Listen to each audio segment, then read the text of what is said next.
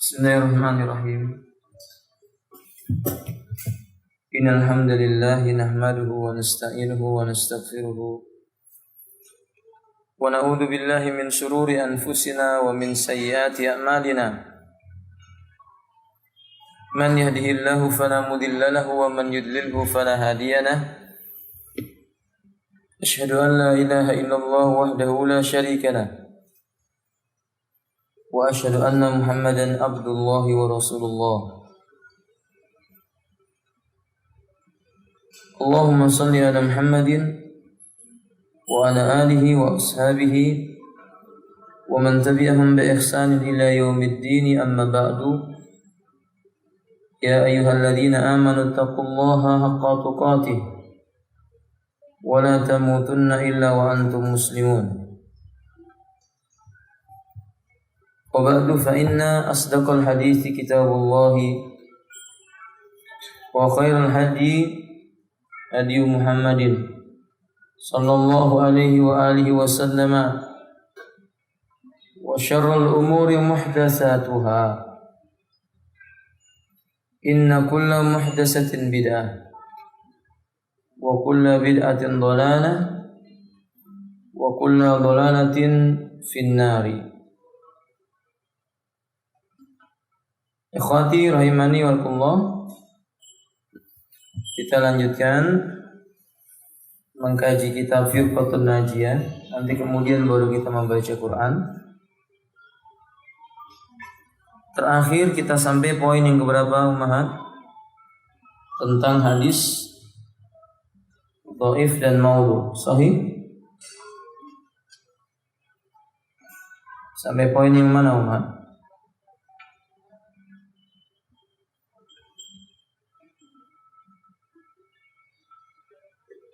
Ibu-ibu,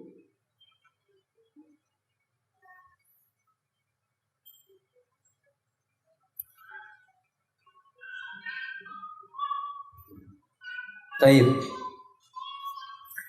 Qala asy-Syaikh Muhammad ibnu Jamil Zainu rahimahullahu ta'ala, wa minal ahadisil maghdubah, dan di antara hadis-hadis yang berisi tentang kedustaan, hadis dusta, adalah hadis yang berbunyi ta'allamus sihra wa la ta'malu bihi. Belajarlah ilmu sihir, tapi janganlah engkau mengamalkannya. Ini keliru.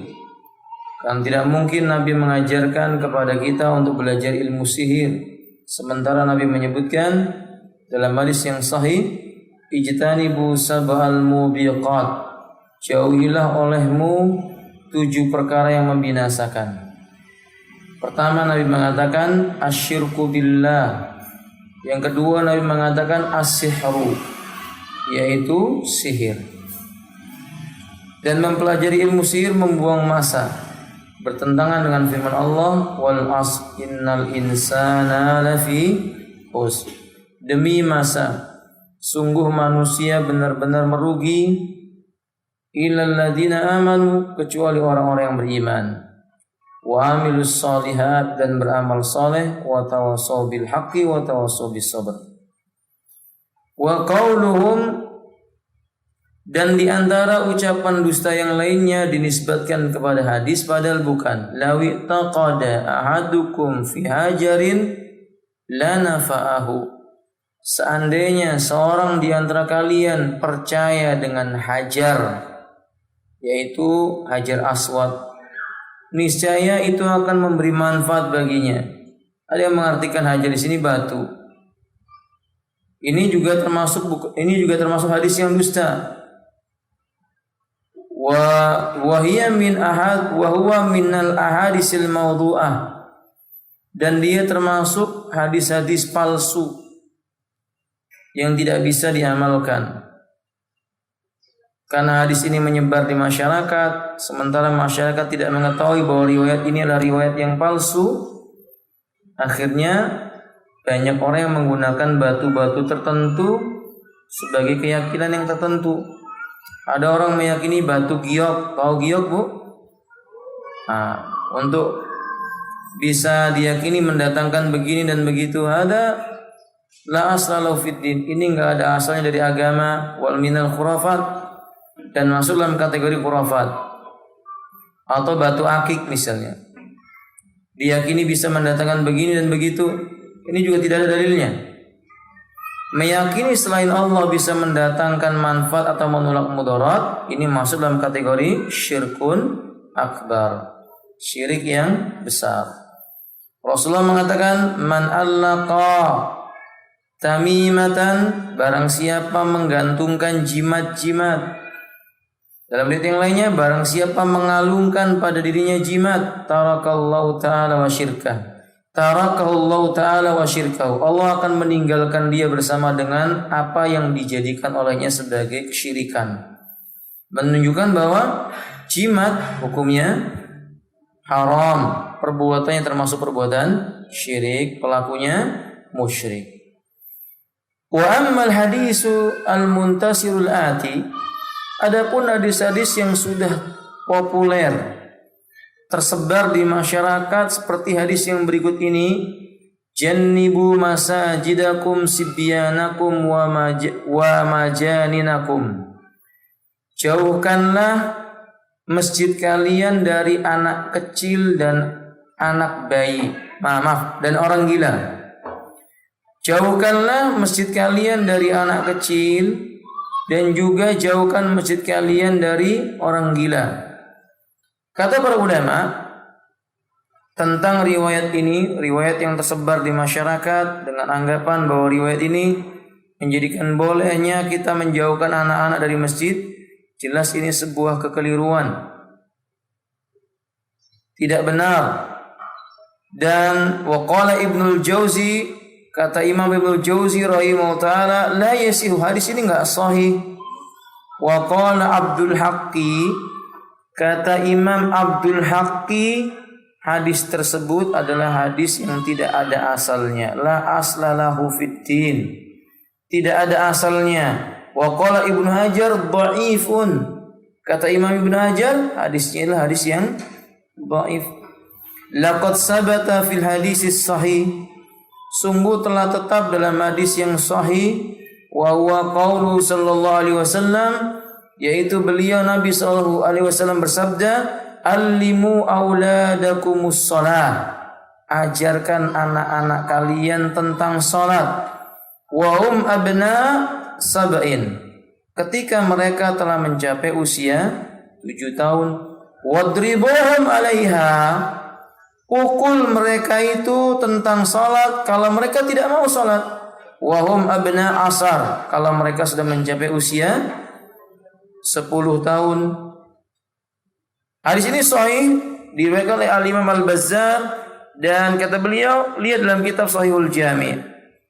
Maksudnya, sebagian orang menggunakan hadis dhaif yang kita baca di atas menjauhkan anak-anak dari masjid dengan mengatakan anak mengganggu kekhusyuan, dengan mengatakan bahwa anak-anak membuat kegaduhan. Padahal di hadis yang lainnya Abu Hurairah mengatakan, ra'aitun nabiyya sallallahu alaihi wasallam ya ummun nasa wa huwa yahmilu Umamah binta Zainab. Aku melihat Nabi mengimami salat manusia di masjid beliau, dan beliau itu dalam keadaan menggendong cucunya yang bernama Umamah, putrinya Zainab. Zainab anak Rasulullah sallallahu alaihi wasallam, cucu beliau namanya Umamah dari Zainab ini. Digendong oleh Nabi mengimami manusia.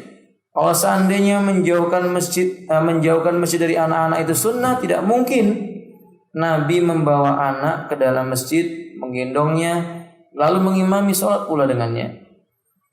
Di hadis yang lainnya, ikhwati rahimani wa rahimakumullah, Anas bin Malik dalam riwayat Imam Tirmidzi dan yang lainnya pernah melihat Nabi sholat, kemudian anak-anak wanita berlari-lari mengelilingi Nabi karena mereka bertengkar.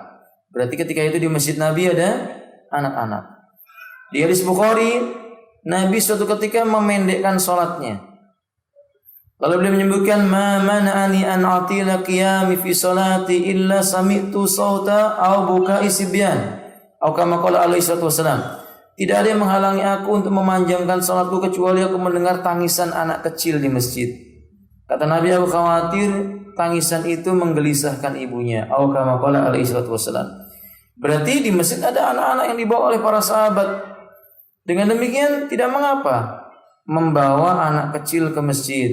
Hanya ini nasihat buat ibu-ibu, kalau sangat amat kecil sekali, baru 1 bulan kemudian dibawa ke masjid, sebaiknya di rumah saja. Karena kasihan, mungkin anak-anak belum terbiasa dengan suara keras.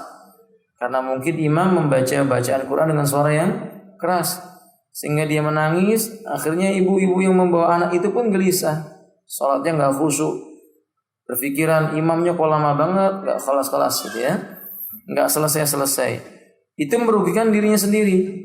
Belum lagi membawa anak-anak keluar rumah sesudah asar sampai menjelang maghrib tidak disukai. Karena syaitan itu bertebaran sejak selesai salat asar sampai datang waktu salat isya. Jadi makruh hukumnya membawa keluar anak-anak yang sangat kecil itu ba'da asar sampai menjelang salat isya.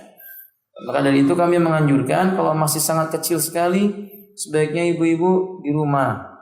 Ya. Kalau tetap ingin berangkat menuju ke masjid, ya berangkat salat asar di masjid itu. Tinggal di masjid itu sampai datang waktu apa? Maghrib. Kalau dia ingin menghadiri majelis ilmu, sehingga pulangnya bisa selesai salat apa? Isya. Demikian. Wallahu a'lam bishawab. Kemudian kata beliau, hadis ini juga saya tambahkan, hadis ini memberikan faedah pengajaran kepada anak-anak tentang sholat dengan cara ditekankan sejak usia berapa? 7 tahun. Kemudian disangatkan dengan memukul yang gak mau sholat setelah dia berusia berapa? 10 tahun. Apa faedahnya? Pendidikan itu tadarruj. Anna fit tarbiyati tadarrujan. Dalam pendidikan itu ada unsur tadarruj, tingkatan-tingkatan. Tidak boleh disamakan anak 7 tahun dengan 10 tahun. Ada hukuman yang berbeda-beda. Ini perlu memahami Bunda sekalian, memukul itu bagian dari pendidikan. Selama pukulan itu pukulan yang tidak keluar dari batas syariat. Nabi yang mengatakan, yakni wadribuhum 'alaiha. Pukul anak-anak itu ketika dia enggak mau salat, wahum abna'a asyar, ketika dia telah mencapai usia 10 tahun. Maka ibu dan sekalian, kalau anaknya dimasukkan lembaga pendidikan, kemudian anak itu dipukul dalam bentuk pukulan pendidikan ya. Pukul pendidikan itu seperti telapak tangannya dipukul, telapak kakinya dipukul, atau makat ibu, bokongnya dipukul. Itu enggak apa-apa. Itu pun yang wajar, dengan sapu lidi 1 batang ya. 1 batang 1 lidi untuk memukul boleh. Kalau 1 gepok itu namanya membunuh. Ya enggak benar. Menggunakan rotan boleh enggak ibu? Ya boleh. Tentu beda memukul menggunakan sapu lidi dengan rotan. Dengan rotan itu memukul pelan saja terasa sakit. Tidak boleh dia mengangkat rotannya setinggi kepala kemudian dia pukul. Ini namanya mencambuk. Tidak benar. Dan ingat, memukul tidak boleh pada bagian yang dilarang dalam syariat. Mana saja yang dilarang? Wajah. Nabi berkata, laisa minna man darabal wajha. Bukan golongan kami orang yang menempeleng di bagian wajah. Melempar wajah enggak boleh juga. Enggak boleh wajah orang yang dia didik dilempar dengan sesuatu, tidak boleh. Bahkan Imam Ahmad mengatakan walau kana firsatan, walaupun yang digunakan melempar cuma kapas. Jadi kapas digunakan untuk melempar wajah itu enggak boleh. Limada, kenapa demikian? Karena ini mengandung unsur penghinaan, merendahkan diri, menurunkan semangat atau mengecilkan hati anak didik. Enggak boleh. Maka wajah itu tidak boleh dilempar. Nah, bahkan ikhwati rahimani wa rahimakumullah, sebagian para ulama membenci memarahi anak dalam keadaan memandang apa? Wajahnya. Para ulama membolehkan memarahi anak dengan suara yang keras tapi tidak menghadap kepada dia. Anaknya di samping, dia berkata, engkau anak didik, kalau engkau seandainya tidak aku marahi, maka engkau keliru. Tapi dia menghadap ke lainnya, bukan menghadap kepada bagian apa? wajahnya. Sebenarnya memakruhkan hal itu karena wajah itu tempat yang mulia. Wallahu a'lam bishawab. Fahimtum? Menjewer ke telinga boleh nggak, Bu? Jewer telinga boleh atau tidak? Hah? Sebagian ulama mengatakan boleh, sebagian lagi mengatakan tidak boleh karena Nabi mengatakan al-udunani minar ra'si. Dua telinga bagian daripada apa? Kepala. Dan bagian kepala tidak boleh disakiti. Termasuk bagian yang tidak boleh dipukul, punggung. Ibu-ibu nggak boleh memukul anaknya di bagian punggung. Karena itu hanya berlaku untuk hukum had. Dalam Islam, punggung dipukul itu karena dicambuk saja, karena melanggar syariat. Juga nggak boleh memukul di bagian apa? Dada. Karena menimbulkan mudarat. Dan Islam menyebutkan la darar wala dirar. La darar wala dirar. Tidak boleh merusak diri sendiri dan tidak boleh merusak orang lain. Tidak boleh memukul pada bagian perut. Nabi melarang memukul seseorang di bagian perut. Kemudian tidak boleh memukul pada bagian paha depan. Adapun paha belakang, ini Ibnu Hajar mengatakan hukumnya boleh. Wallahu a'lam bishawab. Tidak boleh memukul pada bagian leher. Tidak boleh memukul pada bagian lengan atas. Ini apa lengan atas? Enggak boleh. Tapi boleh di bagian lengan bawah. Wallahu a'lam. Maka ibu-ibu hati-hati. Mencubit boleh enggak, Bu? Mencubit. Kalau yang dicubit telapak kaki boleh. Kalau yang dicubit perut nggak boleh. Dicubit dadanya nggak boleh. Maksudnya nggak boleh, sini hukumnya makruh. Hukumnya makruh. Nah, kalau menghukum anak dengan memasukkan ke dalam kamar mandi boleh nggak, Ibu? Nggak boleh. Karena kamar mandi tempat yang tidak baik. Yang Nabi menganjurkan kita ketika memasuki kamar mandi mengucapkan apa? Allahumma inni a'udzubika minal khubuthi wal khabaithi. Ya Allah, aku berlindung denganmu dari gangguan dan godaan setan betina. Jadi ini menunjukkan bahwa tidak disukai kita memasukkan anak-anak ke kamar mandi, dihukum salah ini, Bu. Karena sebagian orang tua ketika dia marah, anaknya dikurung dalam kamar mandi. Naudzubillah, ini kekeliruan yang fatal. Ya, nah kadzalik. Kemudian ikhwati rahimani wa Allah, beliau mengatakan selanjutnya.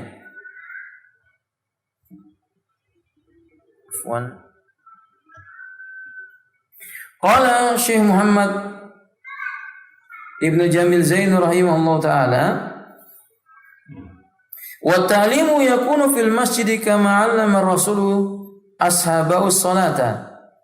Dan media atau tempat mengajarkan salat seperti yang dilakukan oleh Rasul terhadap para sahabat, yaitu masjid.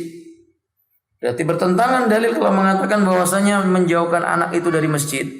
Wa huwa 'alal minbar. Nabi pernah mengajarkan salat para sahabat di atas mimbar. Wasibyan, dan mengajari anak-anak di atas mimbar.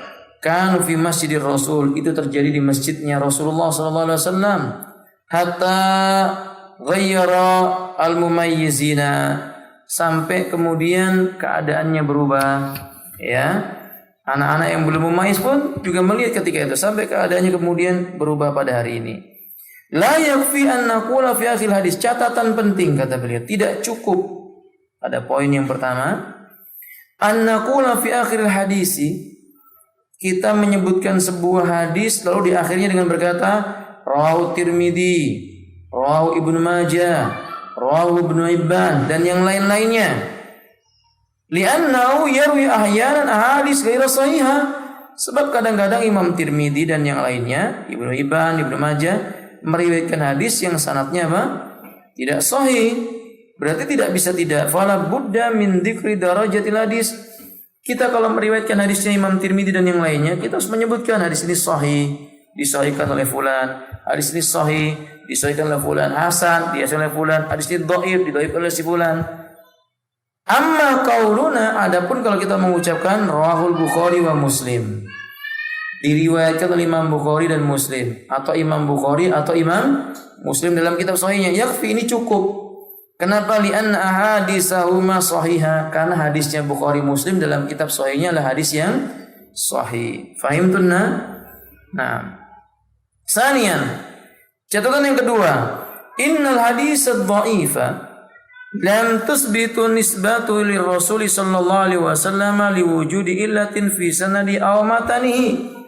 Hadis yang dhaif itu tidak boleh kita menisbatkannya kepada Rasulullah sallallahu alaihi wasallam karena hadis ini cacat dalam sanadnya atau mungkin cacat di dalam matannya. Ibu bingung ini, apa sanad? Sanad itu ibu-ibu perawi hadis. Jadi sebuah perkataan diriwayatkan oleh si A berkata dinukil oleh si B berkata dari si A. B ini dinukil oleh si C mengatakan dari B dari A sebuah perkataan. Kemudian dia kala D mengatakan dari riwayat C, B dan A sebuah perkataan. Itu disebut dengan apa? Sanad. Rantai para perawi hadis. Itu disebut dengan sanad. Sedangkan matan itu lafaz yang diucap oleh Nabi. Innamal a'malu binniyat. Itu namanya matan. Atau ucapan Nabi yang lainnya menyebutkan bahwa at-tahuru satrul iman. Atau Nabi menyebutkan la taghdab innal ghadaba minasy syaitan. Itu namanya matan. Lafaz hadis disebut dengan apa? Matannya. Nah kata beliau, kita enggak boleh menisbatkan hadis dhaif atau palsu kepada Rasulullah sallallahu alaihi wasallam karena hadis dhaif itu cacat sanadnya atau boleh jadi cacat pada sisi apa? Matannya. Wa inna ahadana law nazala as-suqa wa ra'a lahman sammayna wa dha'ifan fayakhudhu as-samin wa yatruku ad-dha'if. Coba lihat kata beliau. Sebagai contohnya, kita pergi ke pasar, lalu melihat hewan yang tubuhnya gemuk dan tubuhnya kurus, maka kita akan mengambil yang gemuk dan meninggalkan yang kurus, yang dhaif. Ini maksudnya perumpamaan. Kita kalau kita melihat sebuah hadis, ini hadis yang sehat, sahih, dan ini ada hadis yang dhaif, sakim, berpenyakit. Tentu kita mengambil hadis yang sahih, meninggalkan riwayat yang dhaif. Islam melarang kaum muslimin menggunakan hadis dhaif kecuali pada perkara fadhailul a'mal dengan syarat-syarat yang sangat ketat. Seperti telah saya sebutkan, nanti akan disebutkan kembali oleh beliau di sini. Lalu kata beliau di sini, ikhwati rahimani wa rahimakumullah, wa qad amara al-Islam an na'khudhal dhabiha as-samina fil udhiyah wa natruka ad-dha'ifa al-hazila. Islam memerintahkan kita kalau mau menyembelih binatang kurban cari yang gemuk, meninggalkan yang lemah, yang tidak bisa berdiri, yang berpenyakit. Fa kaifa yajuzul a'dhu bil hadis ad-dha'if fid din? Lalu bagaimana mungkin Islam akan mengizinkan seseorang menggunakan hadis dhaif dalam urusan agama? Wala siyama inda wujudi sahih, terutama ketika ada hadis yang nampak sahih. Wa nasu ulama'il hadis wa nasa ulama'ul hadis ala anna al-hadis ad-dhaif la yuqalu fi qala Rasulullah sallallahu alaihi wasallam allati hiya sahih. Para ulama Ahlus Sunnah dari kalangan Ahlul Hadis menegaskan bahwa hadis dhaif tidak boleh dikatakan Rasulullah bersabda, enggak boleh, Ibu. Jadi kalau ada hadis dhaif itu mengatakan bersabda Rasulullah, itu salah. Karena itu bukan hadis atau bukan perkataan Rasulullah sallallahu alaihi wasallam yang identik nanti dengan membaca qala Rasulullah dengan hadis yang sahih. Tapi hendaklah kita mengatakan apa? Ruwiya au yuqalu ruwiya bi sighatil majhul, diriwayatkan. Jadi kalau hadis dhaif itu membacanya diriwayatkan untuk membedakan antara dhaif dan sahih. Qal yara ba'dul ulama al-mutaakhirin. Sebagian ulama mutaakhirin, maksudnya ulama yang datang belakangan, mereka berpendapat jawazal ahdi bil hadisid dhaif bi syurutin. Bolehnya mengambil riwayat yang dhaif tapi dengan syarat yang ketat. Pertama, ayyakuna fi fadhailil a'mal. Hadis itu cuman berkaitan dengan seputar keutamaan tentang amal. Yang kedua, ayyan darajata ta asli sahin minas sunnah. Pengertiannya tidak bertentangan dengan pengertian hadis yang sahih. Jadi maksudnya Ibu sekalian, isi hadis yang dhaif tadi itu nggak boleh bertentangan dengan isi hadis yang sahih. Kalau bertentangan nggak boleh dipakai.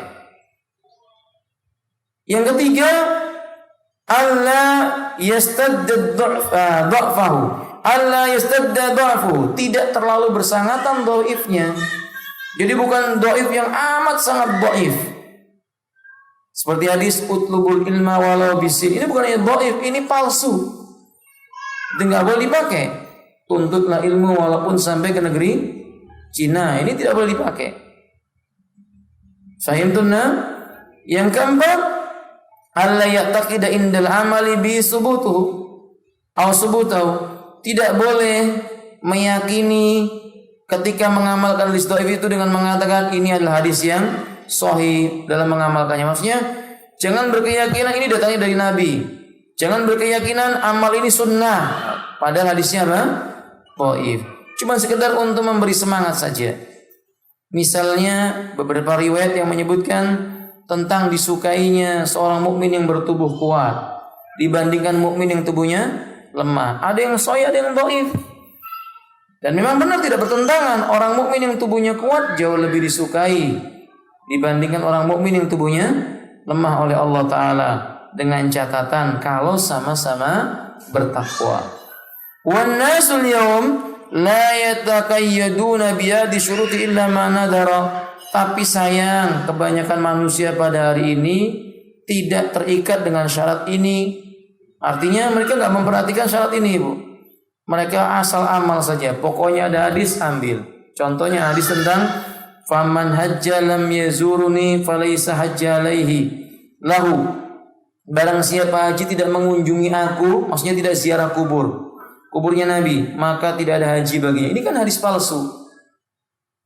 Hadis yang mengatakan barang siapa haji tidak menziarahi kuburanku, tidak ada haji baginya. Ini hadis palsu. Orang menganggap ini hadis yang bisa diamalkan, maka mereka bersusah payah bagaimana caranya ziarah makam Nabi. Padahal yang dianjurkan ziarah masjid Nabi. Setelah di masjid Nabi baru ziarah makam Rasul. Berapa kali Bu ziarah makam Rasul? Sekali saja cukup.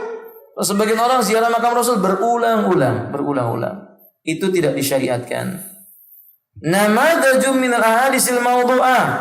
Lalu kata beliau, berikut ini contoh-contoh hadis yang tersebar tetapi derajatnya apa? Palsu, maudhu'.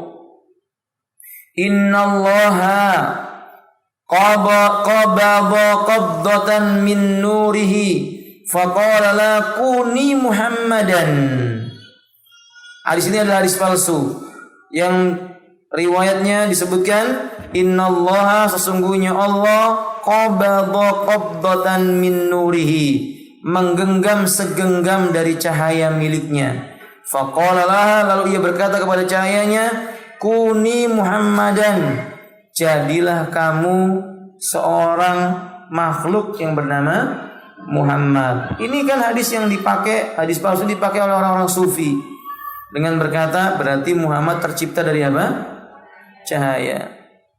Keliru. Muhammad sallallahu alaihi wasallam tercipta dari apa, Ibu? Sama seperti manusia yang lainnya.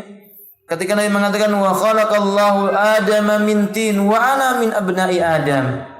Atau kama qala alaihi salatu wasalam. Allah ciptakan Adam dari atin, tanah yang bercampur dengan air.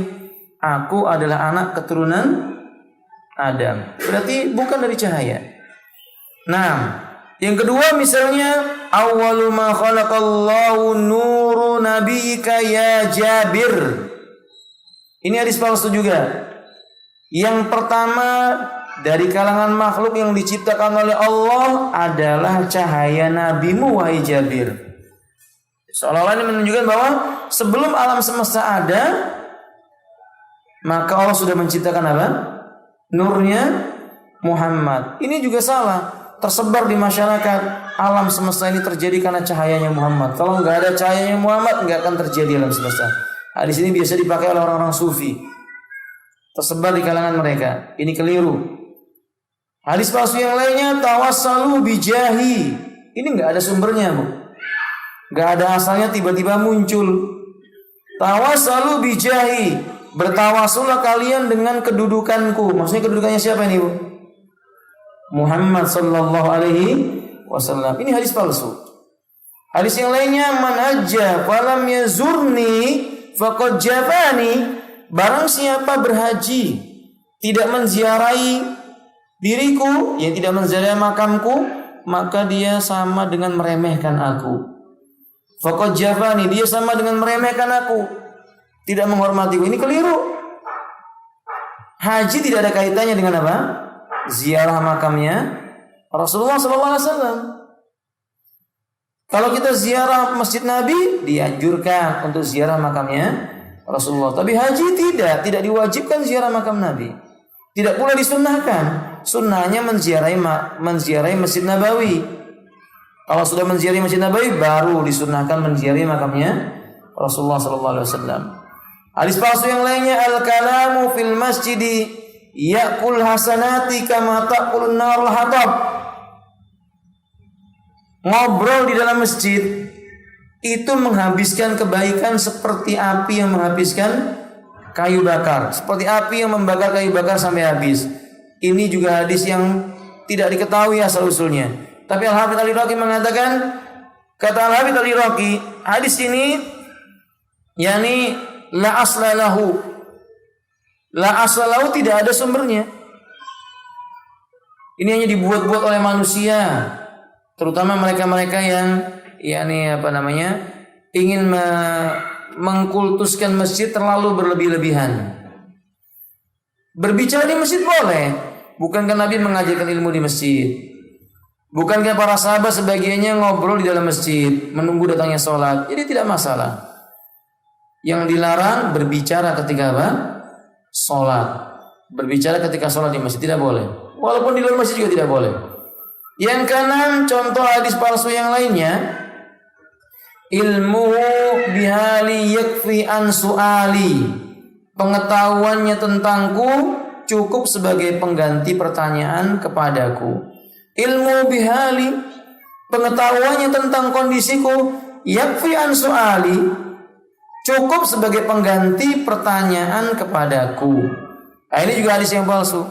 Artinya ketika seseorang itu mengatakan dia sudah tahu kondisinya Nabi, atau maaf, dia sudah tahu tentang Allah, maka dia tidak perlu lagi bertanya-tanya tentang Allah. Tidak, kaum muslimin dianjurkan belajar tentang Allah dan Rasulnya. Hadis palsu yang lainnya, sebagaimana dikatakan oleh Al-Imam Al-Asfahani, yaitu hadis ini termasuk palsu. Hadis apa itu? Hubbul watan minal iman. Cinta negara termasuk bagian daripada iman. Cinta tanah air bagian daripada iman. Ini hadis palsu. Fahim tuh? Apa nggak boleh kita mencintai negara, Ibu? Ya boleh. Tapi kalau mengatakan cinta negara adalah bagian dari iman, nah ini yang keliru. Cinta tanah air termasuk iman, ini bukan hadis. Nah, yang ke-8, alaikum bidinil ajaiz. Berpegang teguhlah kalian dengan agamanya orang-orang yang lemah. Ini juga la asalahu, maudu'un, la asalahu, palsu, enggak ada asal usulnya. Ada lagi riwayat man arafa nafsa faqad arafa rabbah. Ini baru saya dengar kemarin pagi, Ibu. Ketika ada siaran di televisi, seorang ustadz yang ada membimbing jamaah haji, dia membawakan riwayat ini, man arafa nafsa faqad arafa rabbah. Barang siapa yang mengenal dirinya, maka dia telah mengenal Rabbnya. Ini bukan hadis. Ini bukan hadis. Riwayat ini banyak dipakai oleh orang-orang filsafat, sehingga nanti muncul keyakinan yang namanya wahdatul wujud. Tahu wahdatul wujud, Ibu? Keyakinan bahwa Rabb bisa menyatu dengan makhluk. Lalu ada istilah manunggaling kawula Gusti ini. Sehingga mereka mengatakan tidaklah yang tampak kecuali ada Tuhan. Dia melihat pohon itu Tuhan. Dia melihat babi itu Tuhan. Dia melihat kalbun itu dianggap Tuhan. Ini keyakinan yang batil.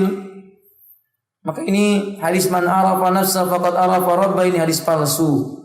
Tidak boleh dinisbahkan kepada Nabi sallallahu alaihi wasallam. Yang ke-10, kuntu kanzan makhfiyan. Aku adalah perbendaraan yang tersembunyi. Ini juga tidak ada asalnya. La asalahu fid din. Ada lagi riwayat yang lainnya, lamma tarafa adamul khati'ah qala ya rabbi as'aluka bihaqqi Muhammadin lima ghafartali. Ketika Adam melakukan perbuatan dosa, diturunkan dari surga, lalu ia tobat sambil berkata, wahai Rabbku, aku memohon kepadamu dengan haknya Muhammad agar engkau mengampuniku. Allahu Akbar. Ini kebohongan. Ini riwayat yang apa? Palsu. Kemudian hadis palsu lainnya, an-nasu kulluhum mauta illal alimuna wal alimuna kulluhum halka illal amiluna wal amiluna kulluhum gharqa illal mukhlisuna wal mukhlisuna ala khatarin azim. Manusia semuanya mati kecuali orang alim. Allah mengatakan kullu nafsin dha'iqatul maut.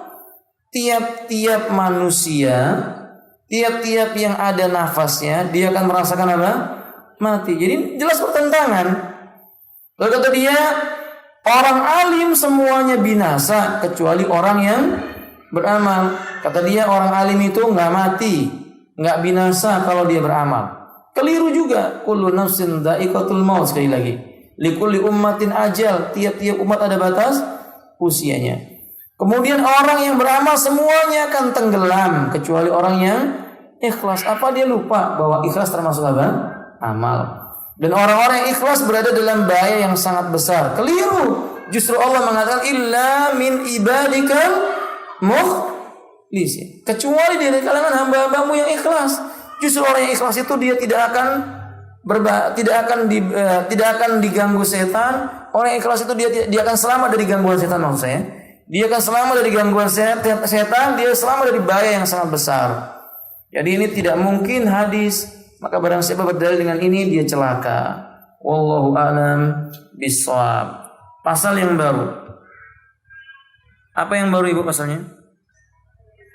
Kaifa nazurul qabr. Bagaimana cara kita menziarahi kuburan? Ingat, kuburan bagian dari permukaan bumi. Dan Nabi kita mengatakan innal arda madfanu lil mayyiti. Dikeluarkan oleh Imam At-Tirmidzi dan beliau berkata hadis hasanun sahih. Atau kama qala alaihi salatu wasallam. Bumi itu sesungguhnya merupakan kuburan bagi mayit. Maksudnya mayit mau dikubur di mana saja boleh, yang penting di bumi. Saat yang tenggelam ya berarti di bumi juga. Saat yang mereka itu hilang di angkasa tidak bisa turun ke bumi misalnya, mereka tetap mati di alam semesta.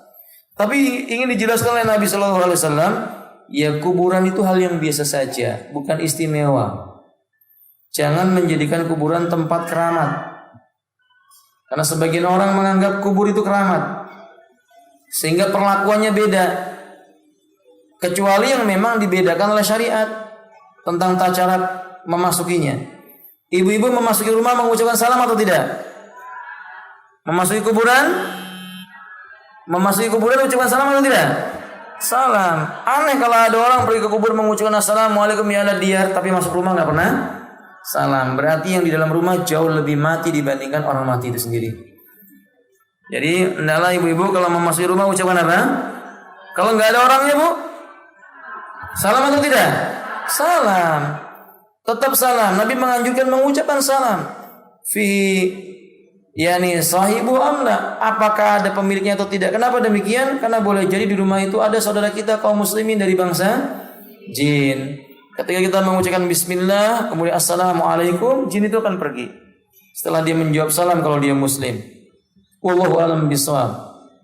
Nah, jadi perlakuannya pada asalnya sama dengan perlakuan yang lainnya, kecuali nas yang menyebutkan berbeda. Kedua, perlu dicatat sebelum kita baca buku ini penjelasan beliau, ziarah kubur itu haknya orang Islam.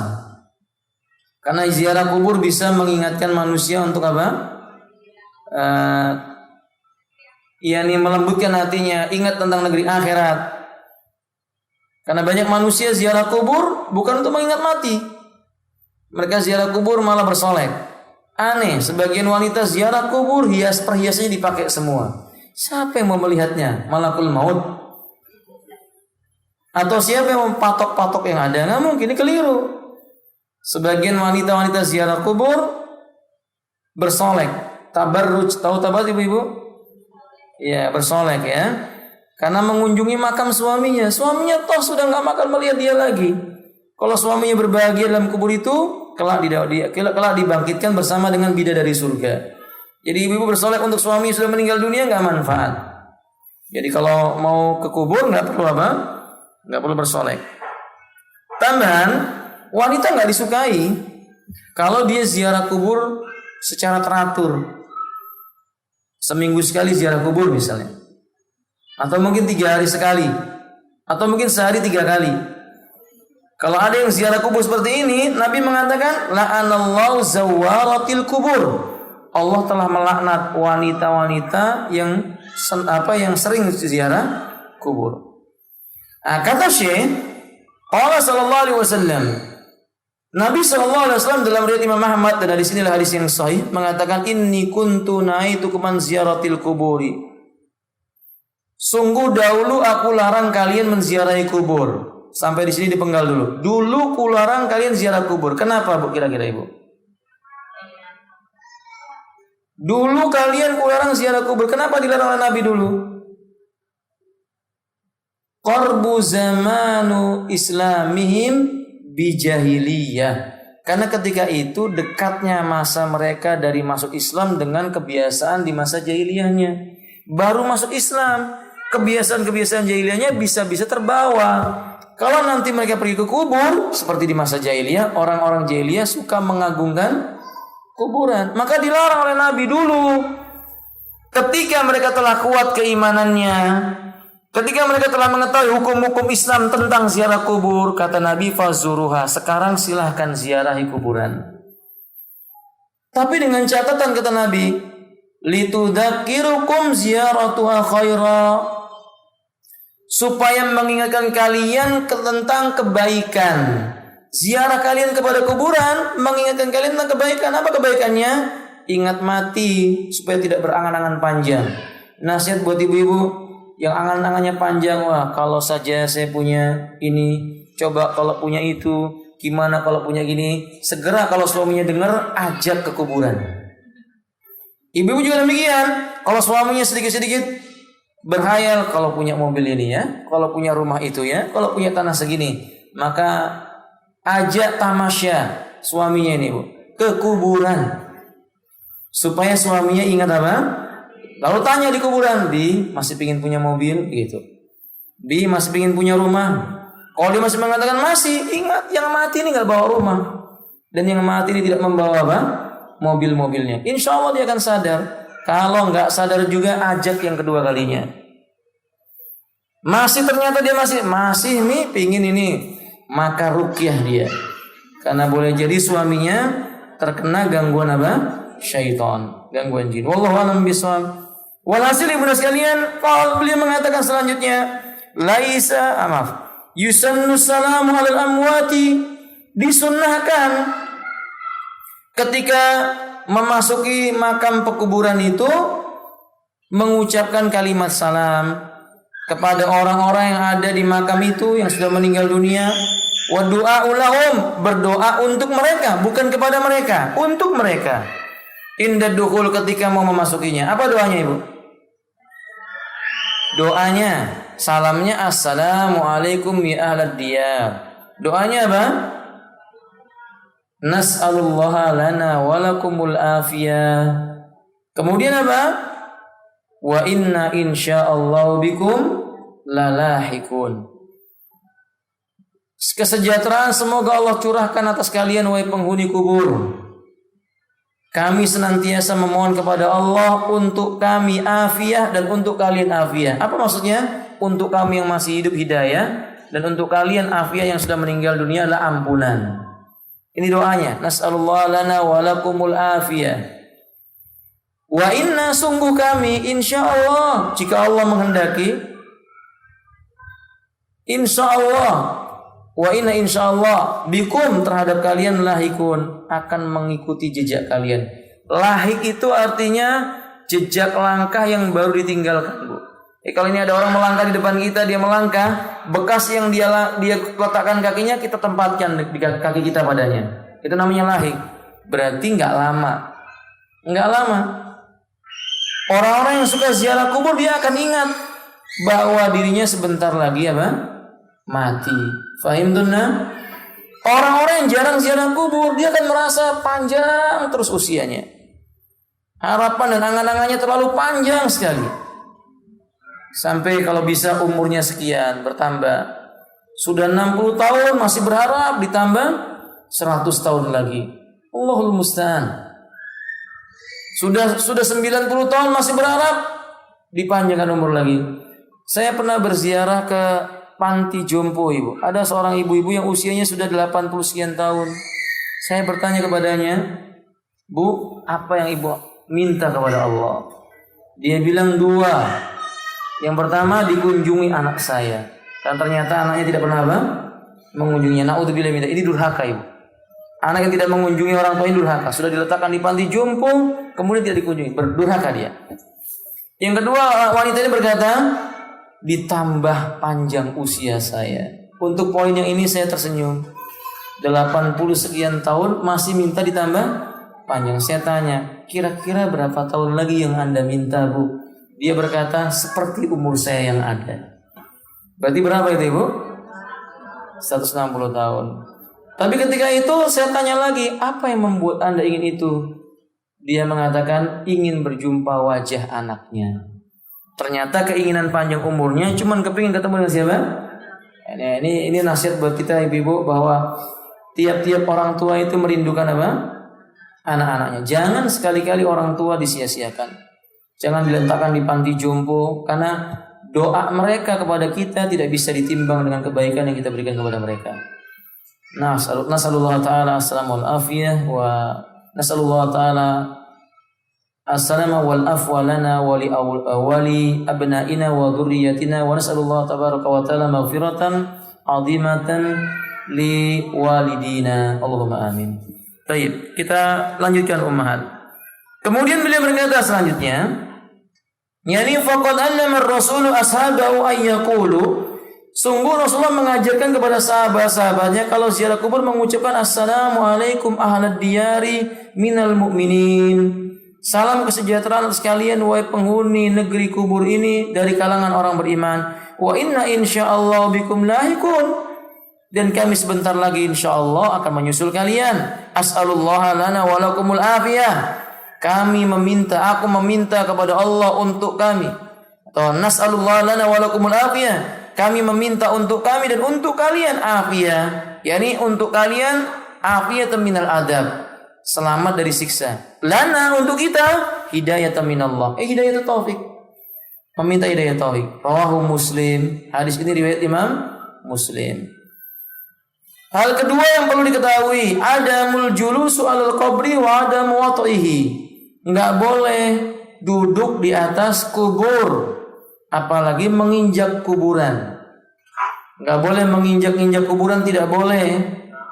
Ya. Liqauli sallallahu alaihi wasallam, sebagaimana Nabi mengatakan la tusallu ilal kuburi wa la tajlisu 'alaiha. Jangan kalian salat menghadap kuburan dan janganlah kalian duduk-duduk di atas pekuburan. Rawahu Muslim. Di sini riwayat Imam Muslim. Berarti ibu enggak boleh ya kalau arisan mengadakan arisannya di mana? Kuburan. Nggak boleh. Reuni di kuburan nggak boleh. Ini nggak dibenarkan dalam syariat, ya. Karena sebagian orang-orang kafir kuburannya dibuat ada pelatarannya, dibuat untuk bisa apa?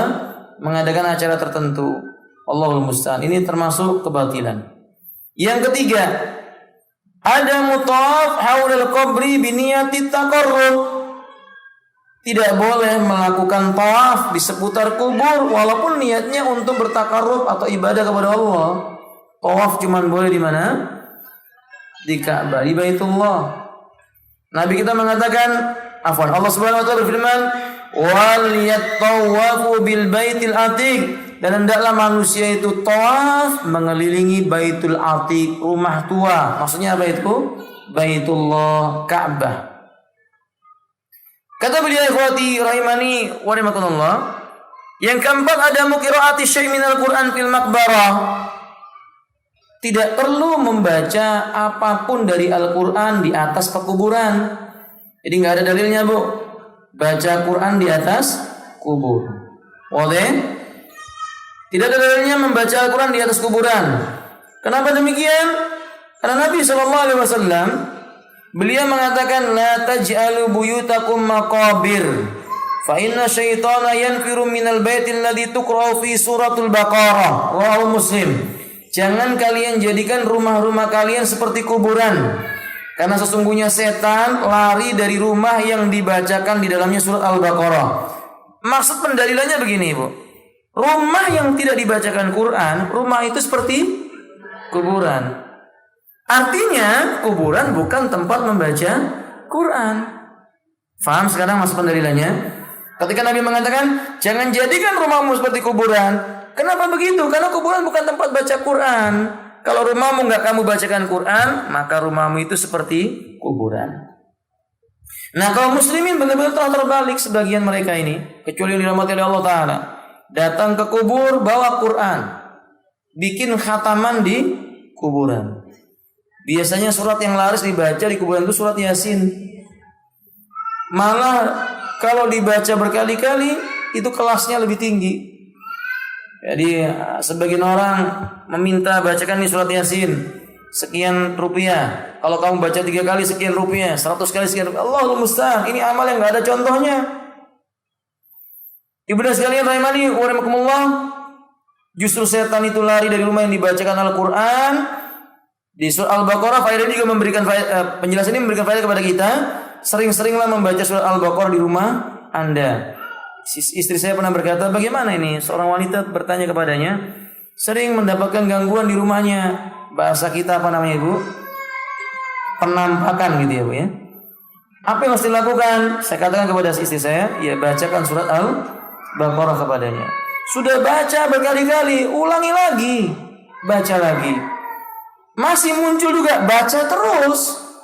Masih muncul juga, terus baca. Jangan berputus asa. Karena kadang-kadang syaitan itu tidak sekali dia mengganggu manusia, berulang-ulang sampai dia mendapati diri kita itu apa? Istiqomah dengan amal perbuatan kita. Ibu dan sekalian, salafun salih dahulu. Salafun salih dalam kitab Talbis Iblis disebutkan. Di antara para ulama ada yang menanyakan kepada muridnya, apa yang kamu lakukan kalau setan mengganggu dirimu? Kata muridnya, aku lawan dia. Kata gurunya, dia datang lagi kepadamu. Kata muridnya, ku lawan sekuat tenaga lagi. Kata gurunya lagi, kalau dia datang lagi. Kata muridnya, aku lawan lagi. Kata gurunya, kamu bakal capek. Faham maksudnya, Umar? Kemudian dia bertanya lagi, bila engkau melewati sebuah rombongan kambing dijaga oleh seekor anjing. Anjing itu menggonggong dirimu, apa yang kamu lakukan? Kata muridnya, aku lempar batu dia dan aku akan usir dia. Dia akan menggonggong kamu lebih keras. Ku lempar batu lagi. Dia akan menggonggong kamu lagi. Ku lempar batu lagi.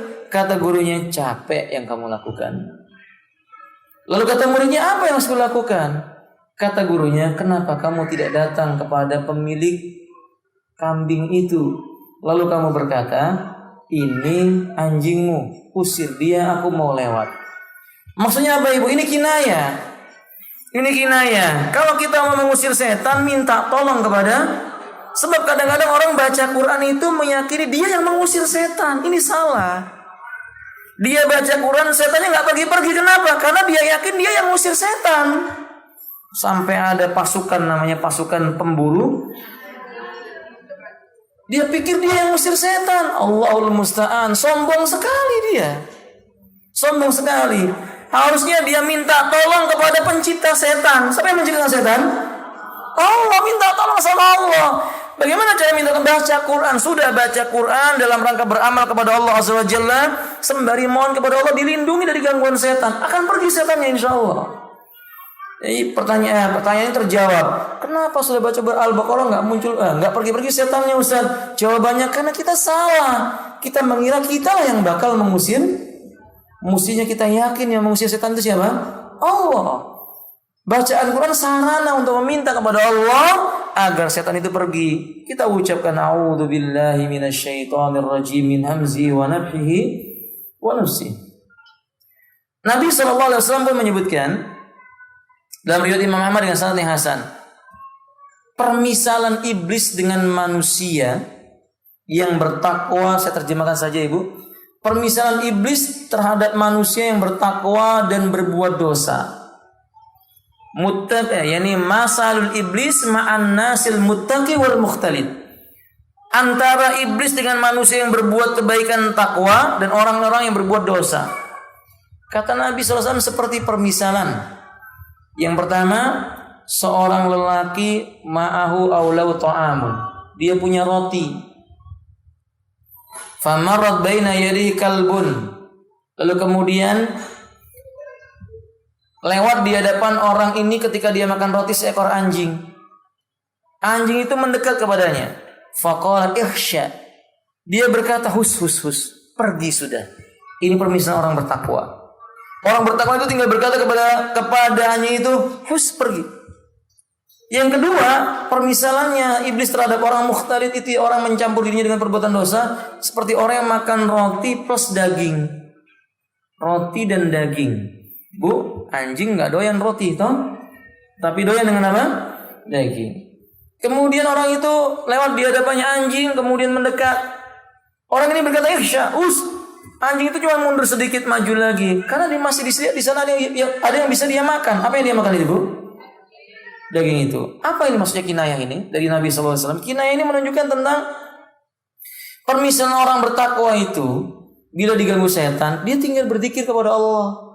A'udzu bikalimatillahi tammah min syarri ma khalaq. Dia minta tolong sama Allah, akan tolong orang bertakwa itu. Sementara permisalan yang kedua, permisalan orang yang berbuat dosa. Dia minta tolong Allahu Akbar atau baca surah Al-Baqarah atau baca a'udzu billahi minasyaitonir. Bahkan sebagian orang digonggong anjing baca summum bukmun umyun fahum la yar. Enggak manfaat, dia masih punya apa? Dia masih punya apa, Ibu? Dosa. Setan doyan dengan orang yang berbuat dosa.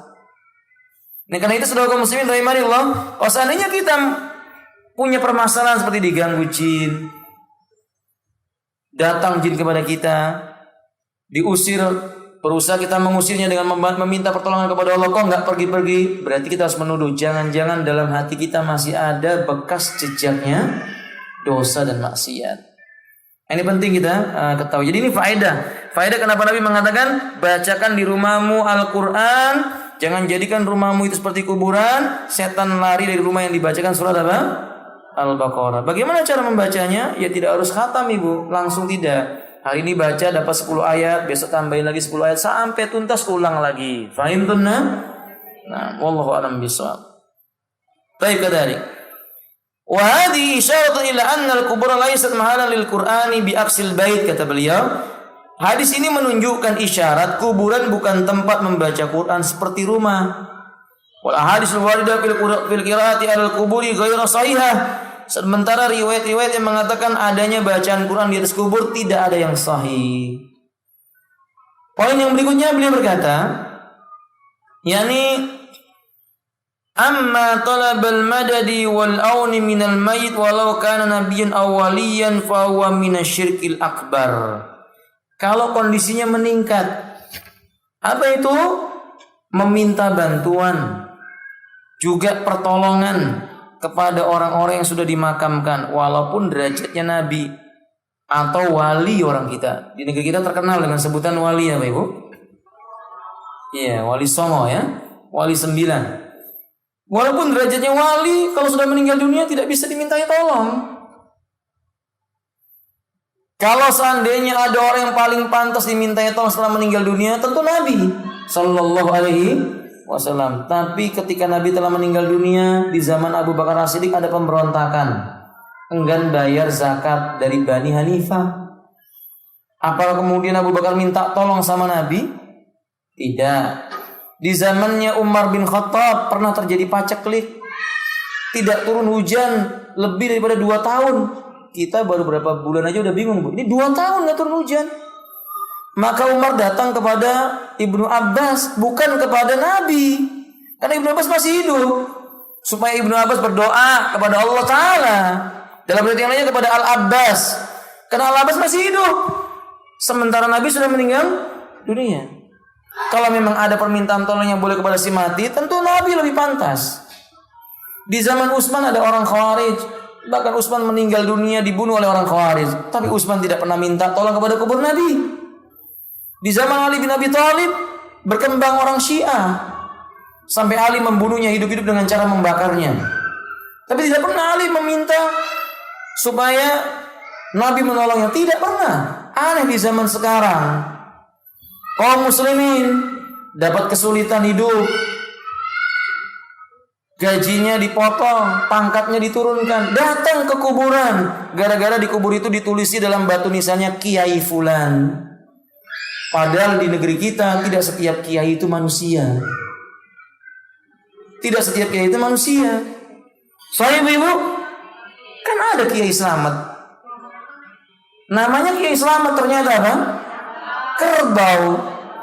Karena orang Indonesia ini aneh, binatang dikasih nama manusia. Siapa yang bisa menjamin untuk kiai manusia? Cuman gara-gara nemu kuburan di tengah hutan. Habis babat hutan ketemu kuburan Kiai Fulan. Ternyata kucing. Allahumma musta'an. Dimintai juga, kayak yang di Balikpapan ibu, di Pulau Tukung. Tahu Pulau Tukung ibu? Banyak, di sana ada kuburan. Saya pernah melihat, tidak lewat. Lalu ada orang keluar, saya tanya, dari mana bu? Dari situ pak, dari kubur. Ngapain berdoa? Masya Allah. Kubur siapa? Katanya. Jawabannya katanya. Saya tanya kubur siapa? Katanya. Tapi nggak pasti. Subhanallah. Lihat ibu sekalian bagaimana orang ini meyakini kuburan yang nggak jelas dianggap bisa menolong. Maka saya itu sebagai kaum muslim ini keliru. Ini bentuk ziarah kubur yang tidak benar. Mamen ziarahi makam para wali dengan cara seperti ini, minta tolong kepada si wali, nggak benar. Yang benar kita mendoakan wali itu supaya diampuni dosanya, yang benar. Karena orang mati butuh dengan orang yang bukan orang hidup yang butuh dengan yang mati. Fahimtum ayatul mat? Nah, kadzalik. Maka beliau mengatakan di qauli ta'ala, sebagaimana Allah mengatakan, "Wala tad'u min dunillahi ma la yanfa'uka wa la yadurruka. Fa in fa'alta fa innaka idzan minal zalimin." Jangan kamu menyeru selain Allah apa-apa yang enggak bisa memberimu manfaat dan tidak pula memudaratkanmu. Kuburan itu loh bu, kuburan itu saya mau tanya sama ibu-ibu, kalau ada seekor kambing kencing di atas kuburan itu, kuburannya bisa ngusir nggak? Bisa nggak kira-kira kubur itu berkata hus begitu? Lah mungkin, dia nggak mampu menolak kencingnya kambing. Lah kok bisa dimintai tolong sama seseorang yang datang kemudian berkata, Mbah Yai, aku punya masalah begini. Tolong begini dan tolong begitu. La haula wala quwwata illa billah. Hadza syirkun akbar. Ini syirik apa? Besar. Kata Allah, fa in fa'alta, kalau kamu nekat melakukan itu juga nekat, fa innaka idzan minadh dhalimin. Sesungguhnya kamu benar-benar termasuk orang yang zalim, maksudnya musyrik. Karena zalim di sini artinya apa? Syirik. Kamu sungguh telah berbuat kesyirikan. Kalau berbuat syirik bagaimana? Akibatnya sholatnya nggak diterima, puasanya nggak dianggap, zakatnya nggak dikasih pahala, semua amal ibadahnya hapus sia-sia. La in asrakta la yakhbatanna amaluka. Nanti di yaumil qiyamah bagaimana tempatnya?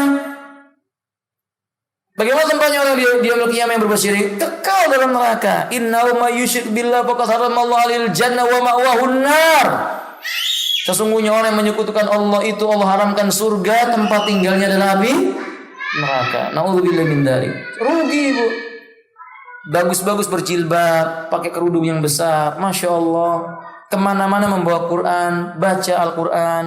Kadang memegang biji tasbih sambil membaca subhanallah, la ilaha illallah wahdahu la syarika lahu lahul mulku wa lahul hamdu wa ala kulli syai'in qadir. Hadir majelis ilmu, qiyamul lail dia lakukan, puasa wajib sunnahnya pun dia ikutkan. Tiba-tiba dia minta sama kuburan, habis amalnya. Di yaumil qiyamah masuk neraka. Naudzubillahi min dzalik. Naudzubillahi min dzalik. Karena sebagian orang beralasan, enggak apa-apa saya ke kuburan, kan yang penting saya salat, yang penting saya puasa, yang penting saya zakat. Yang penting kan saya nggak meyakini yang memberi rezeki itu kuburan, tapi dia mintanya sama kuburan. Jelas ini bertentangan ucapan dengan perbuatannya. Fahim tunnah? Maka Ahlus Sunnah melarang kaum muslimin meminta kepada kuburan. Hukumnya haram. Bicara dengan kuburan boleh nggak ya? Ulama berbeda pendapat. Ada yang mengatakan hukumnya makruh. Berbicara dengan orang yang dikubur. Tapi kalau berbicara itu maksudnya mengajarkan kepada yang di sekelilingnya boleh. Misalnya ini seorang yang saleh, dikenal tentang keberanian dalam jihad, maka dia berkata, "Ya Aba Fulan, insyaallah engkau telah mendahului kami. Perjuangan kamu, kami menyaksikan insyaallah kebaikan. Kami tidak mendahului Allah atas pujian terhadap dirimu." Maksudnya mengajari sebelahnya, kalau kamu mau menjadi orang pemberani seperti si Fulan. Tujuannya seperti itu, maka sebagian para ulama mengatakan hukumnya mubah. Fahim dong? Tapi kalau seandainya berbicara, ibu-ibu datang ke kubur suaminya lalu berkata, "Masya Allah, suamiku udah 20 tahun kita nggak ketemu." Ini nggak boleh. Nggak boleh ya. Karena suaminya nggak mungkin menjawab, "Ya kasihan kamu, tunggu saja, saya tunggu kamu." Nggak mungkin ini begitu. Kalau begitu berarti masih hidup. Fahim dong? Nah, kadang. Berikutnya Muhammad. Poin yang berikutnya beliau mengatakan, yakni ada muwaddi aqilina az-zawuri wa hamalaha liwad'iha ala qabril mayyiti li'annahu tashabbuh bin nasara. Nah, ini dia. Tidak boleh meletakkan makanan-makanan, karangan-karangan bunga namanya Bu ya. Nah, kemudian diletakkan di atas kubur-kubur. Nah, itu enggak ada contohnya Ibu. Jadi kalau orang meninggal dunia jangan dikasih karangan bunga, itu terlalu mahal dan gak manfaat. Karangan bunga sekali karangan berapa Ibu? Yang pengalaman diberi informasi Ibu. Biasanya berapa Ibu? Sampai 2 juta? Sampai 3 juta? Masya Allah, sama dengan seekor kambing. Kalau dia berkurban dengan seekor kambing, Masya Allah pahalanya. Cuma diletakkan di depan rumahnya, di kubur-kuburnya, turut berduka cita, nggak manfaat. Nggak mungkin si mayit berkata syukron ya ikhwah, nggak mungkin. Atau nggak mungkin si mayit mengatakan Masya Allah kamu ingat saya walaupun saya sudah mati. La mungkin. Nggak mungkin, nggak manfaat. Lebih baik uangnya yang 3 juta berbentuk karangan bunga itu berikan kepada keluarganya. Ini hadiah buat Anda, mudah-mudahan meringankan beban Anda. 3 juta dikalikan 100 karangan bunga, Masya Allah Ibu, 300 manfaat. Bisa buat naik haji sih yang ditinggal wafat. Alaih sekali ini manfaat. Ini kenapa demikian? Karena perbuatan seperti itu menyerupai tindak tanduknya orang-orang Nasrani. Wa idaatul lil mal, buang-buang harta fima la faidatan, enggak ada faedahnya. Bahkan sebagian ulama mengatakan bal ziyadatun niyah, cuman buat nambah kesedihan. Keluarganya sudah hilang kesedihannya, lihat karangan bunga bertuliskan turut berduka cita, berduka lagi. Kata guru kami, Ustaz Aun Rafiq Hafizahullah Ta'ala, beliau mengatakan, salah Bu, takziah lalu mengucapkan turut berduka cita, itu salah. Ucapan ini salah. Orang itu sudah berduka, kenapa kita berkata ikut berduka? Dia semakin sedih. Wah, makin banyak orang yang mestinya dia berkata, absyir ya fulan, kabar gembira bagimu wahai fulan, in kunta sabir atau in kunta sadur. Kalau kamu sabar, lakal jannah walakal ajr, kamu ada pahala besar. Sabar ya fulan, jangan berduka terus menerus. Itu yang benar. Karena yang mati tidak akan apa? Hidup. Jangan malah ketemu turut berduka cita ya. Sudah sebulan yang lalu tadinya nggak berduka, gara-gara si fulan mengucapkan turut berduka cita, jadi apa Ibu? Berduka lagi. Salah atau salah? Nah, jadi diganti Bu. Besok-besok Ibu kalau mau mengatakan kepada orang yang ditinggal wafat, ucapkan sabar. Bagimu ada pahala di sisi Allah jika engkau bersabar. Lalu katakan kepadanya, ingat jangan berduka terus menerus, karena sesungguhnya yang mati tidak akan apa? Hidup kembali. Fahim tunna? Saya tambahkan sedikit berkata, walau a'tiya al-mubalagha lil fuqara'i sadaqatan lil mayyiti listighfadi al mayyiti wal fuqara. Coba andainya diberikan harta tersebut kepada kaum fakir sebagai sedekah untuk mayit, niscaya itu berguna untuk mayit dan untuk fakir miskin. Maksud beliau punya mazhab boleh bersedekah dengan niat buat si mana? Si mayit boleh. Ayo berikan kepada keluarganya, nanti keluarganya bersedekah, pahalanya buat si mayit. Penulis berpendapat boleh. Telah saya terangkan adanya khilaf para ulama di pertemuan-pertemuan sebelumnya, Ibu. Ala kuliah, selain itu dia bermanfaat buat orang miskin. Adapun bunga-bunga dan karangan semisal tidak bermanfaat. Tidak bermanfaat. Kalau masih hidup manfaat mungkin, Ibu. Orang sakit datang diberi hadiah karangan bunga. Manfaat tidak, Ibu? Manfaat. Kenapa manfaat? Lianna kullama fis samawati wal ard yadhkurullah ta'ala. Yusabbihu ma fis samawati wal ard. Karena yang ada di langit dan bumi ini semua bertasbih memuji Allah. Sebagaimana Allah mengatakan yusabbihu ma fis samawati wal ard, memuji Allah yang di langit dan di bumi. Bunga-bunga itu bertasbih memuji Allah. Bisa jadi orang yang sakit melihat bunga-bunga itu kemudian dia ikut bertasbih lalu sembuh dengan izin. Manfaat tidak? Ya, kalau masih hidup nggak apa-apa. Makanya ibu-ibu boleh, para ulama menganjurkan suami-suami kalau pulang dari tempat jauh bawa apa? Bawa bunga, manfaat. Insya Allah istrinya tersenyum membawa bunga itu. Insya Allah. Tapi jangan bunga plastik ya Bu ya. Nah, ya bunga yang beneran diberikan begitu. Sudah pernah diberikan sama suaminya Bu? Belum? Ada yang sudah ya, alhamdulillah. Yang belum minta suaminya untuk memberikan, nggak apa-apa. Nah demikian. Karena itu bisa menyembuhkan sakit hatinya, insya Allah. Dengan bunga. Ya ibu-ibu sampai di sini dulu. Sisanya kita akan terangkan di pertemuan yang akan datang, insya Allah. Nggak apa-apa Bu. Dia kepingin jadi kali ya. Baik, silakan kalau ada pertanyaan ibu-ibu, tafadhali masykurah. Kalau tidak ada pertanyaan kita lanjutkan dengan kitab Metode Imam Syafi'i.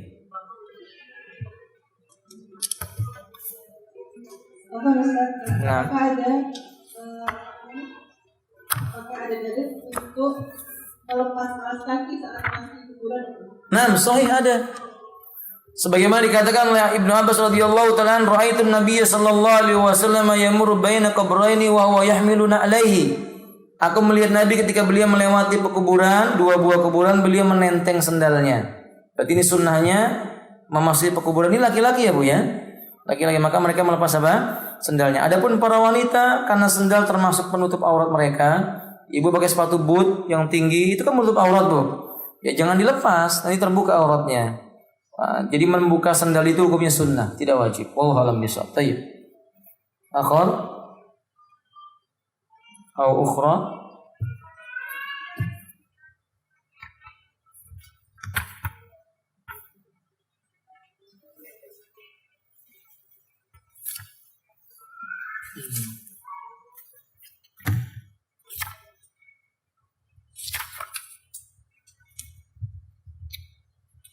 Assalamualaikum Pak Ustaz. Waalaikumsalam. Mau tanya kalau kita di grup media sosial WA itu kemudian ada teman yang posting yang melakukan usul itu kita menegurnya itu tidak saat itu juga di media tersebut di grup atau kita lebih bagus kita japri dulu Pak Ustaz. Ayyara fi maslahatan. Hendaklah dia melihat kemaslahatannya terlebih dahulu. Karena boleh jadi yang mengirimkannya karena ketidaktahuannya. Di sana ada celaan terhadap Rasul tapi dia tidak menyadari. Maka kalau orang ini orang yang bodoh, tidak mengetahui tentang hukum, nasihati secara sembunyi-sembunyi. Karena nasihat sembunyi-sembunyi itu yang disebut dengan nasihat. Jangan di hadapan orang yang banyak dulu. Apa bahasa itu ibu tadi? Japri namanya ya. Diajak bicara atau suruh telepon, diberitahu bahwa ini kesalahannya dan dia segera menarik tulisannya. Lalu dia sendiri yang menyebarkan bahwa yang saya lakukan itu keliru, ternyata yang saya sampaikan ini salah, saya bertobat kepada Allah Ta'ala. Jangan Anda yang mengatakan si fulan keliru, jangan. Biar dia sendiri. Ketika dia tidak mau menyampaikan kekeliruannya ini atau malu, kita yang sampaikan bahwa ini diklarifikasi keliru, ini ucapan yang sesat, ucapan yang batil, hukumannya begini dan begitu. Faham maksudnya? Tapi dinasihati secara sembunyi-sembunyi terlebih dahulu. Kedua, kalau orang yang menyebarkan terkenal orang yang memang suka merusak, tidak boleh menunda. Dia terkenal orang yang suka merusak, suka mencela Islam, suka memburukan Islam. Saat itu juga perlu dibeberkan di hadapan orang banyak. supaya kekeliruannya tidak tersimpan di hati sebagian orang yang mungkin pada saat itu dia nggak membuka lagi isi media sosialnya. Paham Ibu? Karena boleh jadi dia terus kemudian nggak buka lagi, tapi masuk pemikiran yang jelek itu. Nah, kalau kita tidak segera membantahnya, orang akan mengira perbuatan itu perbuatan yang apa? Benar. Jadi dilihat maslahatnya, Bu ya. Lihat maslahatnya. Wallahu taala a'lam bishawab. Demikian, Bu. Barakallahu fikum. Ya. Ustaz, tadi disampaikan bahwa seorang wanita tidak disukai keguguran gitu, misalnya dirutinkan. Misalnya ada kasus wanita ini tidak pernah keguguran atau jarang sekali keguguran, tapi misalnya kalau suaminya meninggal atau ayahnya atau pamannya atau orang terdekatnya anaknya itu apakah tetap tidak disukai dia ikut mengantar jenazah keguguran? Tentang masalah ziarah kubur bagi wanita bukan mutlak tidak disukai. Karena Nabi mengatakan kuntu na'aitukum an ziyaratil kubur fazuruha fa inna tudzakirukumul akhirah. Aw tudzakirukum biha khaira. Wa fi riwayah. Atau kama qala alaihi salatu wasalam. Dulu kularang kalian ziarah kubur, sekarang ziarahilah. Karena ziarah kubur bisa mengingatkan kalian tentang kebaikan. Yang butuh kebaikan itu bukan hanya laki-laki. Perempuan juga butuh dengan apa? Kebaikan. Butuh ingat mati. Berarti pendapat yang benar, wanita boleh ziarah kubur. Yang tidak disukai kalau terus-menerus, sering, dirutinkan. Di bulan ini ziarah, bulan depan ziarah, bulan depannya bulan depan ziarah lagi. Ini nggak boleh. Ini yang dilarang. Faham? Itu pun ziarahnya harus memenuhi syarat-syarat yang ditentukan oleh syariat, menutup aurat dan yang lain-lainnya, aman dari fitnah. Pertanyaan beliau, gimana kalau ada orang tuanya meninggal dunia, bolehkah dia mengantarkan jenazah orang tuanya? Jika terpenuhi syaratnya ya boleh. Diizinkan suami misalnya, tidak ikhtilat misalnya, tidak melakukan niyahah, boleh. Tapi kalau seandainya dengan ziarahnya dia membuat dia pingsan di kubur, nggak boleh. Karena sebagian wanita ikut ziarah, ikut mengantarkan jenazah keluarganya yang wafat. Setelah yang wafat dimasukkan lahat, dia kepingin ikut mati juga, nggak boleh. Fahim tunna? Nah, ini yang dilarang. Maka Islam memberikan saddud dzari'ah. Dilihat dulu kondisinya. Kalau memang dia nggak memungkinkan, maka jangan diajak ke kubur. Allahu a'lam bishawab. Nah,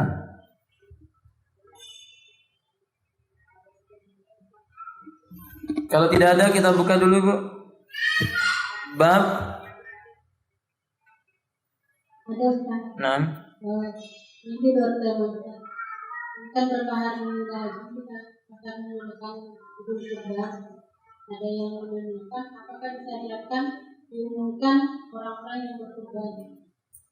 Mungkin maksudnya panitia ingin memanggil, ini adalah sapi si fulan, tolong pemiliknya datang ke sini. Fulan. Begitu maksudnya. Apa ini boleh? Boleh. Untuk memberitahu agar pemilik sapi itu mendekat kepada sapinya dan dia menyembelih sapinya. Tapi kalau pertanyaannya maksudnya boleh nggak Ustaz ketika nyembelih itu namanya disebut? Jawabannya boleh. Karena hadis Anas bin Malik radhiyallahu taala mengatakan, "Dhahan Nabi sallallahu alaihi wasallam bi kabshaini amlahaini bi yadihi." Nabi sallallahu alaihi wasallam beliau pernah menyembelih 2 ekor kambing domba berwarna putih kelabu dengan tangannya sendiri. Lalu kata Anas bin Malik radhiyallahu ta'ala sallallahu wa kabbara, beliau membaca bismillah Allahu akbar. Summa yaqul, kemudian beliau berkata Allahumma taqabbal min Muhammadin wa min ali Muhammadin wa min ummati Muhammadin sallallahu alaihi wasallam. Ya Allah, terimalah ini kurbannya Muhammad. Disebut enggak namanya? Kurbannya keluarganya Muhammad, kurbannya umatnya Muhammad sallallahu alaihi wasallam. Berarti boleh, Bu, kalau misalnya kurban, ya Allah, ini terima kurbannya fulan bin fulan, kurbannya fulan bin fulan, kurbannya fulan bin fulan. Kalau sapi berapa orang? 7 orang. Boleh, Bu. Kalau pertanyaannya dibalik, enggak disebutkan namanya, boleh atau tidak? Juga boleh. Karena Nabi menyebutkan wa innamal a'malu binniyat wa innamal likulli imri'in ma nawa. Amal itu bergantung niat, seseorang diberi pahala atas apa yang dia niatkan. Jadi Bu niat kurban dikirim ke Gunung Kidul misalnya. Niat kurban dikirim ke Irian Jaya. Orang yang di sana tidak tahu nama Anda, tapi ada sudah berniat kurban disembelih di sana, yang jelas orang ini tahu ini untuk kurban. Si fulan dia tidak tahu namanya siapa. Itu sudah sah. Fahim tunna? Jadi boleh disebutkan nama dan boleh tidak disebutkan nama. Tapi kalau diumumkan untuk pamer nggak boleh. Ini sapinya beratnya 1 ton, milik fulan. Ini riya, nggak boleh. Fahimtunna? Semoga bermanfaat. Sekalian ibu-ibu, mumpung saya masih ingat tadi nyebut Gunung Kidul. Teman-teman di Gunung Kidul seperti di Ma'hadnya Ustadz Abdullah Faisikal, kemudian juga di Ma'hadnya Ustadz Said Hafidhahumullah Ta'ala yang pernah datang kemari, itu menyebutkan bagi ibu-ibu yang memang ingin berkurban ke sana masih diterima sampai hari tasyrik yang terakhir, karena memang dibutuhkan banyak untuk diberikan kepada orang-orang yang terkena korban kristenisasi yang sebagiannya sudah kembali masuk Islam. Alhamdulillah di tempatnya Ustadz Abdullah Faisikal itu beberapa orang-orang masuk Islam.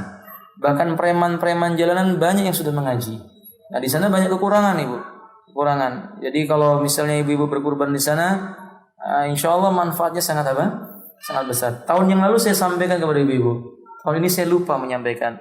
Saya teringat beberapa hari yang lalu ketika ada orang yang datang mau kurban, lalu saya sarankan dia ke Gunung Kidul, dan alhamdulillah beliau bersama istrinya berkurban di sana. Mungkin ibu-ibu ada yang ingin menyusul, tafadhol. Nanti saya akan bantu teleponkan beliau. Ibu bisa telepon langsung kepada Ustadz Said Hafidhahullah atau kepada Ustadz Abdullah Faisikal. Wallahu a'lam bishawab. Baik. Cukup insyaallah Mahat. Kita ada lagi bertanya?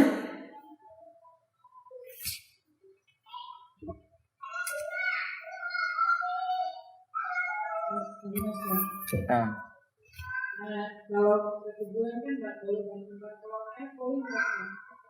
Kalau ibu-ibu bawa air untuk minum boleh. Jadi kalau misalnya ibu mau ke kubur khawatir haus, kemudian ibu bawa air minum mineral gitu, nanti diminum di kuburan boleh karena kehausan. Tapi kalau maksudnya ibu membawa air untuk diberikan kepada siapa?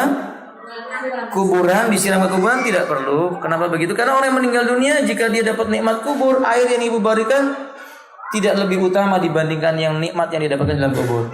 Kalau ternyata dia termasuk orang yang dapat siksa kubur, naudzubillah min dzalik, air yang diberikan tidak akan mengurangi apa? Siksaan dalam kuburnya.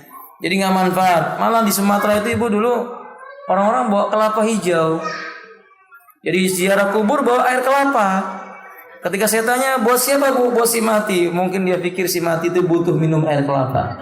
Ini tidak aneh bu. Apa namanya? Makanya sekalian tidak perlu ya bu ya membawa air dicampur dengan apa? Bunga. Biasanya itu bunga staman begitu bu. Bunga staman itu 3 warna atau 5 warna gitu. Kenapa nggak sekampung sekalian gitu ya? Kesimpulannya ibu sekalian nggak perlu ya bu, nggak perlu membawa apa? Air tidak perlu. Nah demikian. Kalau maksudnya bawa kembang bolehkah menanam tanaman di kuburan? Boleh. Yang tidak boleh meyakini bahwa kalau kuburannya ini nanti tanamannya tumbuh, berarti yang dikubur dapat nikmat kubur. Kalau tanamannya nggak tumbuh, berarti yang dikubur dapat siksa. Ini salah, keyakinan yang salah. Yang banyak terjadi di negeri kita, kubur-kubur itu ditanami pohon Kamboja. Kan begitu ibu? Ketika pohon Kambojanya itu apa namanya? Tumbuh besar berbunga, berarti yang di dalam ini ternyata dapat nikmat kubur. Padahal dia preman, tulen, tukang bunuh, tukang macam-macam semasa hidupnya. Nggak tobat lagi matinya karena zina misalnya. Kemudian pohonnya tumbuh, apa kita akan mengatakan dia itu diberi nikmat kubur atau disiksa kubur? Kita nggak tahu, karena nikmat kubur dan siksa kubur itu perkara yang gaib. Jadi kalau ibu mau nanam sesuatu misalnya di kuburannya boleh. Yang tidak boleh meyakini itu menjadi sebab terhalangnya siksa kubur, itu yang tidak boleh. Fahimtunna? Wallahu a'lam bishawab. Akhiru da'wana alhamdulillahi rabbil alamin wa subhanakallahumma wa bihamdika asyhadu an la ilaha illa anta astaghfiruka wa atubu ilaik. Assalamualaikum warahmatullahi wabarakatuh.